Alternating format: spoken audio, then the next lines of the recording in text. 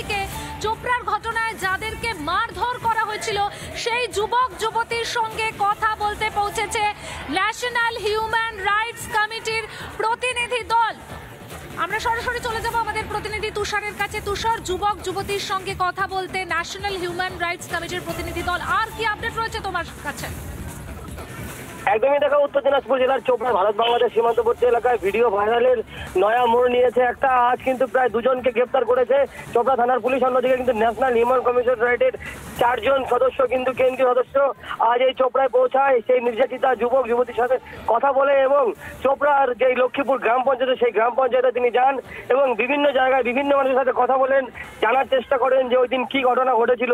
National human রাইটসের যে প্রতিনিধি দল 4 সদস্যর তারা কিন্তু গোটা এলাকা ঘুরে দেখেন এবং প্রত্যেকের সাথে কথা বলার চেষ্টা করেন ঠিক সেই দিন কি এমন ঘটনা ঘটেছিল এবং মূল অভিযুক্তর কেন এই ধরনের ঘটনা ঘটিয়েছিল, কেন নির্যাতিত হলো তা নিয়ে কিন্তু প্রশ্ন করেছেন বিভিন্ন জায়গায়। এবং চোপড়া পুলিশ সূত্রে আরো জানতে পারছি যে মোট কিন্তু আজ অব্দি সেই ঘটনার 4 জনকে কিন্তু গ্রেপ্তার করেছে এবং আজ 2 জনকে কিন্তু ইসলামপুর আদালতে তোলা হবে। এবং ন্যাশনাল হিউম্যান কমিশনের যে দল তারা কিন্তু এখনো পর্যন্ত সেই চোপড়ায় রয়েছে। চোপড়ার বিভিন্ন এলাকায় তারা কিন্তু ঘুরছেন এবং বিভিন্ন মানুষের সাথে কিন্তু কথা বলে জানার চেষ্টা করছেন এবং গোটা এলাকায় মানুষ কিন্তু এক প্রকার আজও কিন্তু আতঙ্কিত রয়েছে যে ওই দিনের পর থেকে কিন্তু একের পর এক মোড় নিতে শুরু করেছে। আজ কিন্তু একটা নয়া মোড়। এই কেন্দ্রীয় সদস্য দল তারা তদন্তে কি উঠে আসবে সেদিকে কিন্তু সবচেয়ে বড় দেখার বিষয়। পায়েল, তুষার, একটা বিষয় জানতে চাইবো যে তুষার, তুমি যেমনটা বললে যে এখনো চোপড়ায় জাতীয় মানবাধিকার কমিশনের প্রতিনিধি দলেরা রয়েছে, তারা পুরো গ্রাম ঘুরে দেখছে। গ্রামবাসীরা কি জানাচ্ছে যে জেসিবি দিনের পর দিন যেভাবে অত্যাচার চালিয়েছে ওই গ্রামে?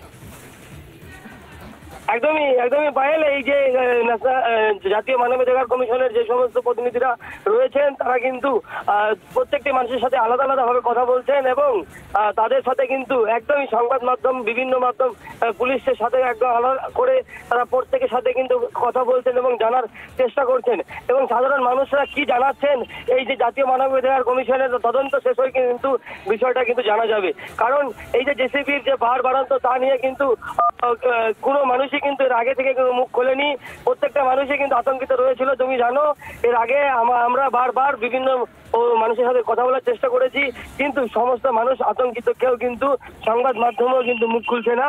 আজও কিন্তু এই কেন্দ্রীয় যে জাতীয় মানবাধিকার কমিশন তারা কিন্তু কথা বলছেন এবং যাদের সাথে কিন্তু তাদেরকে কি জানান সেটাই কিন্তু আজকের বড় বিষয় যে তাদের সাথে কি কথা বলছেন। কিন্তু প্রত্যেকটা মানুষের সাথে পার্সোনালি কথা বলছেন।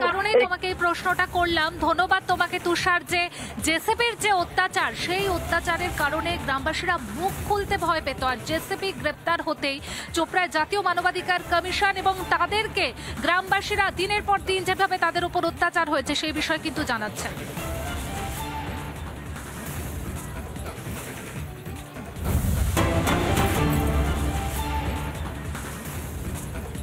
আরো একটি ব্রেকিং নিউজের দিকে নজর রাখবো এই মুহূর্তে। অবৈধ মোরাম খাদানে পড়ে মৃত্যু শিশুর ঘটনায় তৃণমূল ব্লক সভাপতির নামে মুখ্যমন্ত্রীর কাছে অভিযোগ শিশুর মায়ের।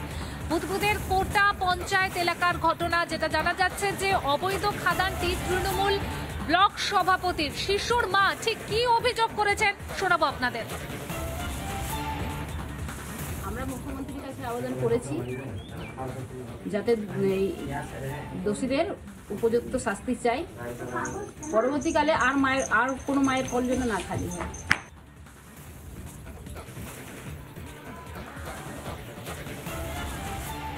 একদমই যে ঘটনা দুর্গাপুরের মোরাম খাদানে পড়ে মৃত্যু শিশুর মা চাইছেন যে দোষীদের শাস্তি হোক। তিনি অভিযোগ করছেন এই যে খাদানটি সেই খাদানটি তৃণমূল ব্লক সভাপতির নামে রয়েছে, তাই তিনি মুখ্যমন্ত্রীর কাছে অভিযোগ করেছেন, অভিযোগ জানিয়েছেন শিশুর মা। আর এই ঘটনায় স্থানীয় নেতৃত্বদের ঠিক কি বক্তব্য শুনুন।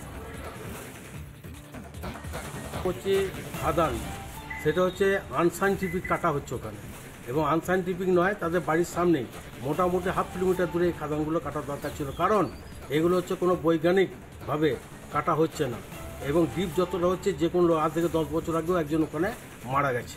ঠিক ওই খাদানে নেমেছে, পিছল কেটে গেছে, সে আর কোনো পাড়ার মধ্যে এইভাবে খাদান, পাড়া এটা তো আমরা বলছি। তো এখন যেটা হয় এ মোরাম মাটি বালি এগুলো তো আর কোনো ব্যাপার নয়। আর আমাদেরকে বিরোধী দিকে তো চুপ করে থাকতে বলেছে, আমরা চুপ করে আছি। চুপ করার রেজাল্ট এই হচ্ছে। আদিবাসীদের ছেলে, হ্যাঁ, সে হচ্ছে এই অল্প বয়সে সে মারা গেল। আক্রান্ত এই কারণেই বলি, আমার এখানে কিছু মানুষকে সিপাম থেকে আমাদের দল থেকে তাদেরকে দলে নেওয়া হয়েছিল। তিনারা দলে এসে ওই যে সিপামের নিয়ম নীতি, তাদের যে হারমাদের কাজ, সেইটাই একই পরিশেষে। কারণ আমরা যেটা দেখলাম যে কিছু জঙ্গলে গাছ কেটে বিক্রি করা, মানে তার গ্রামেরই সেই ট্রাক্টর করে বিক্রি করছিল, সেই গাড়ি এখনো সিজ হয়ে ডিএফও অফিসে গাড়িটা এখনো সিজ হয়ে আছে। মুরাম চুরি করতে দেবো না, তাই সেই হিংসা কিনায় অনুযায়ী এখানে আবার নামটাও ভরে দিয়ে আমাকে কালিমার্জিত করা, আর তাদের জায়গা ভাবছে যে নিজেদের এটা ঢাকার জন্য এটা আমাকে কালিমার্জিত করার জন্য আমার নাম দিয়ে ওই চিঠিটা করানো হয়েছে। মা পূজা সরেন উনি অভিযোগ দায়ের করেছেন, নবান্নতে মাননীয়ার কাছেও পাঠিয়েছেন এবং ওখানকার ওসিকে, বুধবুত ওসিকে, তারপরে আপনার ইয়েকেও পাঠিয়েছে, কমিশনারকেও পাঠিয়েছে, কিন্তু এখনও পর্যন্ত প্রশাসন থেকে কোনো গুরুত্ব নেয়নি। এখনও দেখেছি আমরা এর সাথে কি ওখানকার যিনি পঞ্চায়েত প্রধান কিংবা জেলা পরিষদের যারা দায়িত্বে আছেন এখনও পর্যন্ত তারা কেউ এখানে পৌঁছায়নি। যারা আছেন শাসক দলের ঘনিষ্ঠ ছাড়া তো এখানে তো আর কেউ চলে না। মাননীয়াকে এটার আমাদের একটা আবেদন থাকবে যাতে এই ছোট বাচ্চা ছেলের পরিবারে যাতে কিছু বেনিফিট পাক, কিংবা এই অবৈধ যে মোরাম খাদানগুলো চলছে, বালি খাদানগুলো চলছে, এইগুলো যাতে খুবই জলদি যাতে এইগুলো যাতে বন্ধ করা হয়।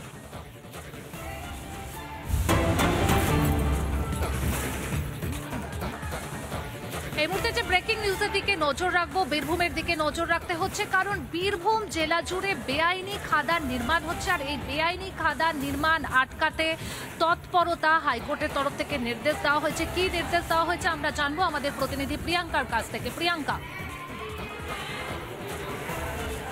দেখো ভাই, ইতিমধ্যে যে উঠে আসছে, বীরভূমে বেআইনি খাদান আটকাতে জেলা শাসককে স্পেশাল টিম গঠনের নির্দেশ দেওয়া হয়েছে কলকাতা হাইকোর্টের তরফ থেকে। নির্দেশ দিয়েছেন প্রধান বিচারপতি বেঞ্চ এবং সারপ্রাইজ ভিজিট করতে হবে টিমকে, এমনটাই নির্দেশ দেওয়া হয়েছে কলকাতা হাইকোর্টের তরফ থেকে। বিশেষ টিম যখন হানায় যাবে পর্যাপ্ত পুলিশি নিরাপত্তা দিতে হবে, এমনটাই নির্দেশ কলকাতা হাইকোর্টে, এবং তা সুনিশ্চিত করবেন পুলিশ সুপার। টিমের রিপোর্ট দেখার পর আইনি পদক্ষেপ নেবেন জেলা শাসক। প্রসঙ্গত বলে রাখা প্রয়োজন, বেআইনি খাদানের সামগ্রী সরবরাহের জন্য কোর্টে যাতায়াত করতে হচ্ছে সাধারণ মানুষকে, এবং সেই মামলাতেই এই নির্দেশ দেওয়া হয়েছে কলকাতা হাইকোর্টের তরফ থেকে। পায়েল, ধন্যবাদ প্রিয়াঙ্কা।